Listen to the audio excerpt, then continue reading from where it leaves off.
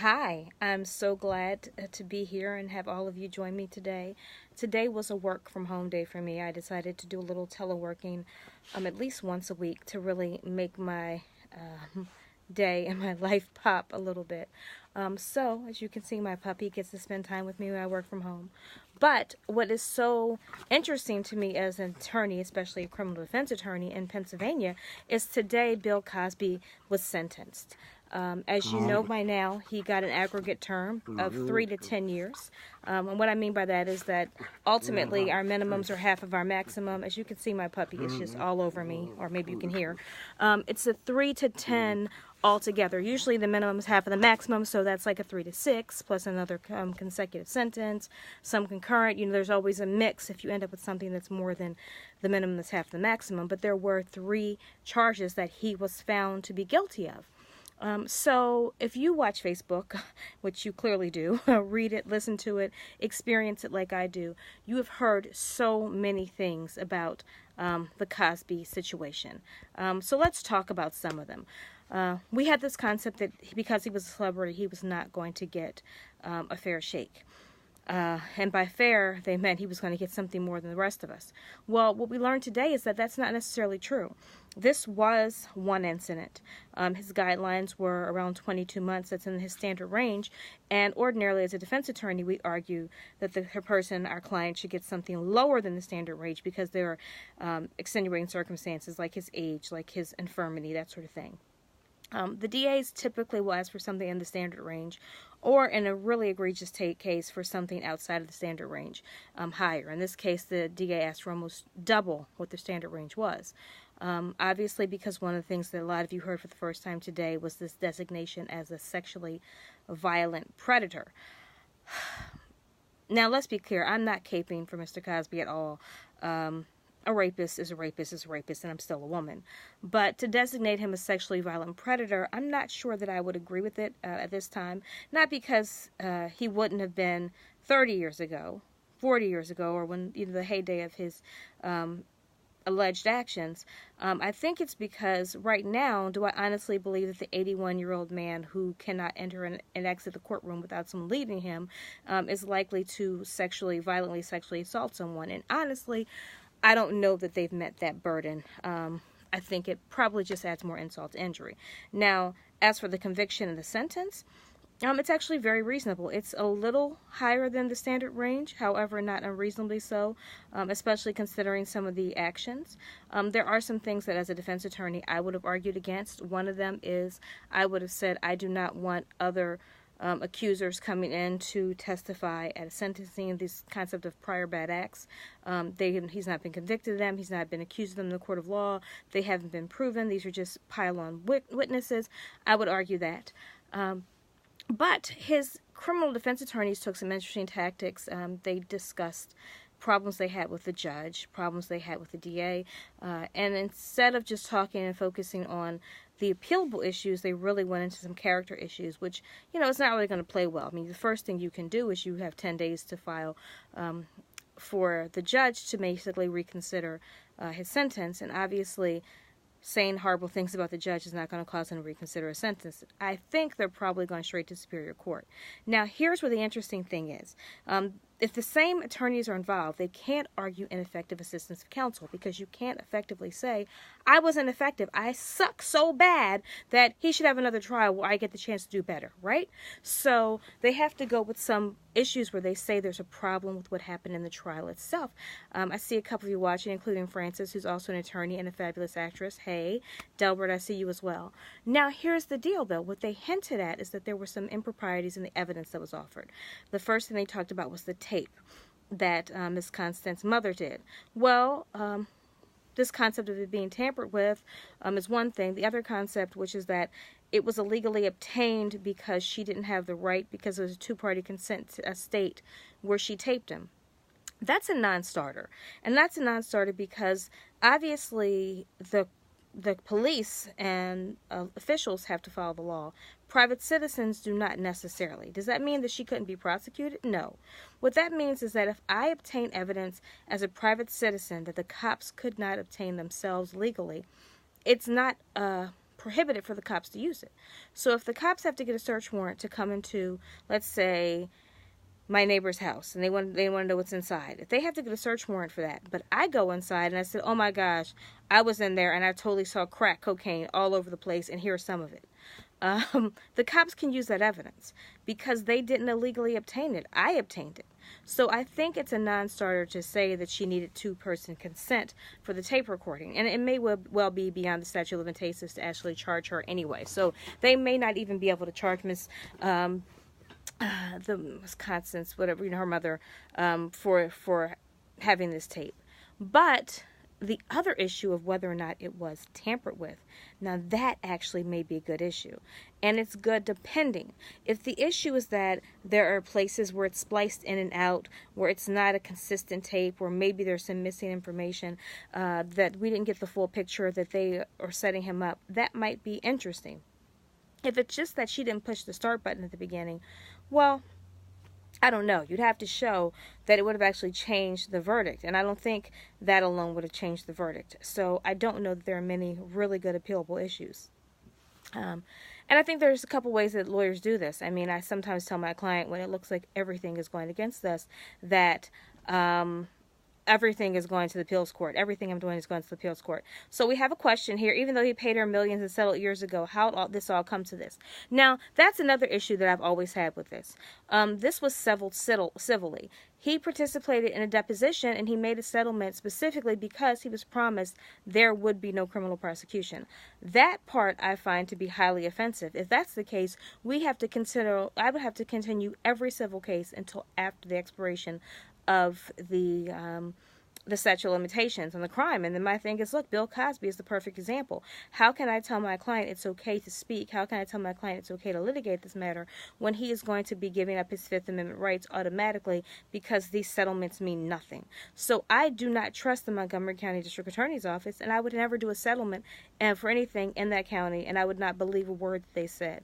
And I do sometimes obviously practice in that courthouse. I remember, I know the court. I recognize some of the areas, and I thought from the beginning that was one of the biggest problems with the prosecution.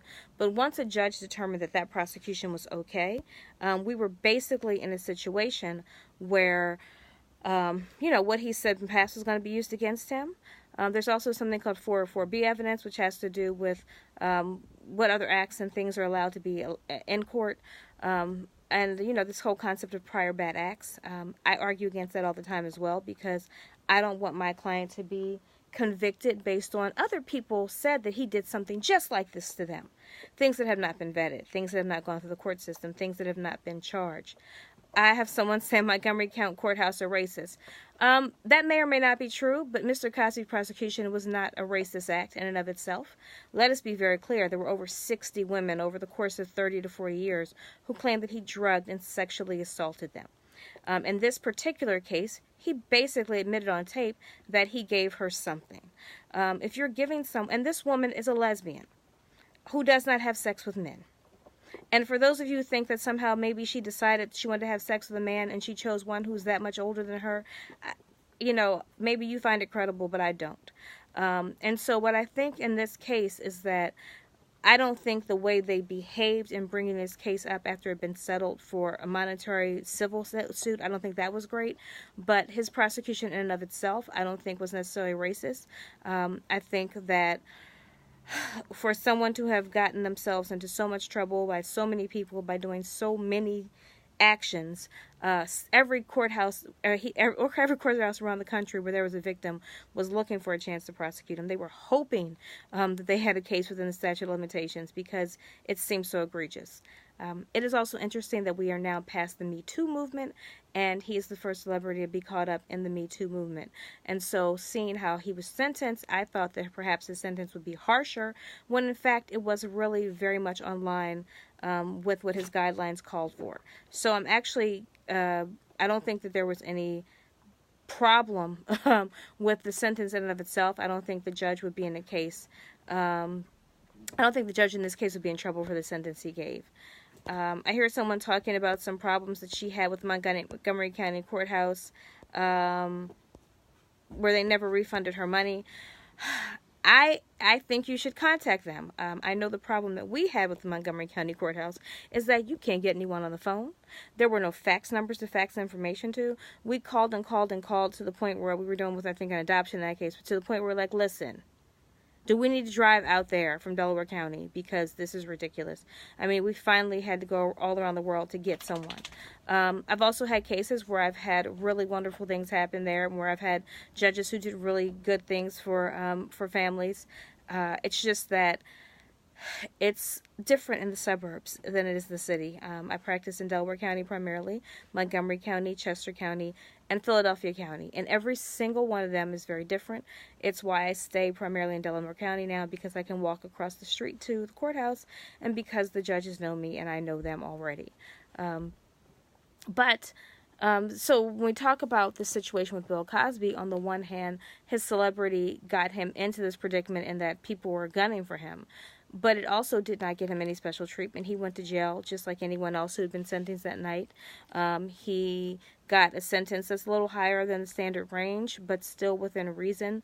Not so much that it would probably be overturned by the Superior Court.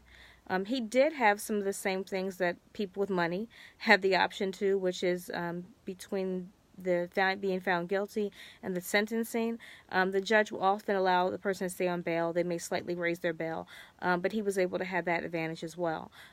That's not abnormal. There has not been really very many abnormal things in this case, despite what the defense counsel was saying. So, other than having a district attorney who really seems to enjoy the camera, I wouldn't say that this was a completely contentious prosecution. So I guess for me, what's interesting is that I see a lot of people on Facebook saying that Bill Cosby is, being prosecuted because he's a black man in America. And what about Harvey Weinstein? Well, they're looking at Harvey Weinstein to punish him too.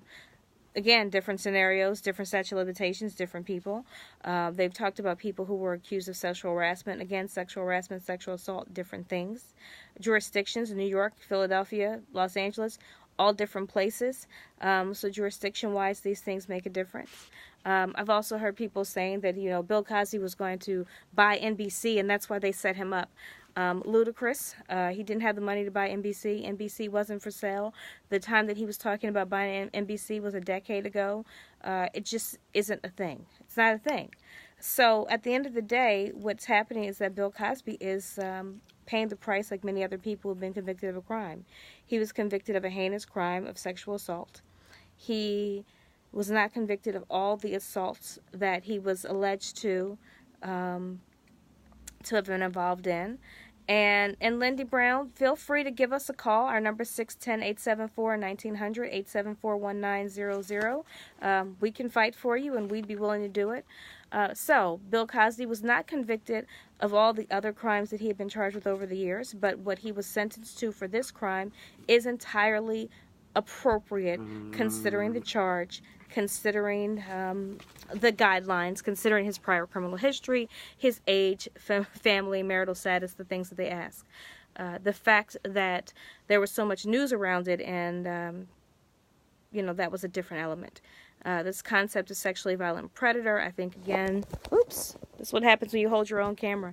The sexually violent predator thing, I think that was a little bit over the top, I think, for an 81-year-old man who is blind.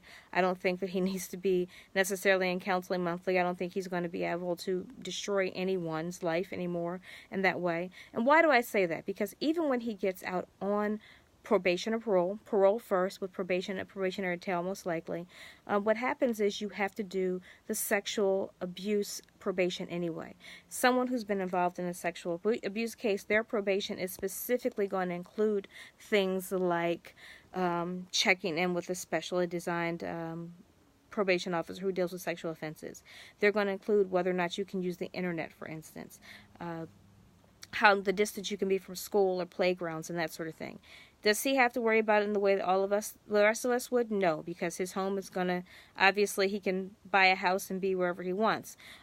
But he would still have to do a lot of things that are different for someone because of his sexual assault conviction. And of course, register under Megan's Law. So yes, I think labeling him a sexually violent predator probably was just to add insult to injury. Like I said, if it had been 30, 40, 50 years ago, absolutely. Today in his condition, probably not. So those are my basic thoughts. If anyone has any thoughts or anyone has anything they want answered or questions or commentary or want to engage a little bit more, I'll stay for a few more minutes and look to see if there are any other questions or comments or thoughts. I see a couple of other lawyers on the feed. I think we all sit around and wonder how our colleagues think about this. Hey, and so some of my lawyers, what do you think about this idea now that there will be a floodgate of civil lawsuits because of this designation as a sexually violent predator? Do you think there's any merit to that? Do you think that will happen? I don't know. I think there's still statute of limitations issues for a lot of these people. But I wonder if any of you are creative enough to come up with a way to take Mr. Cosby to task financially for some of these things he's been accused of.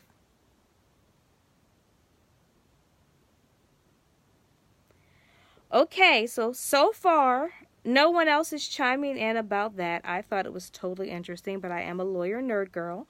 Lawyer nerd girl, that's me. Very excited to be that. But thank you all for joining. Thank you for your comments. Thank you for paying attention.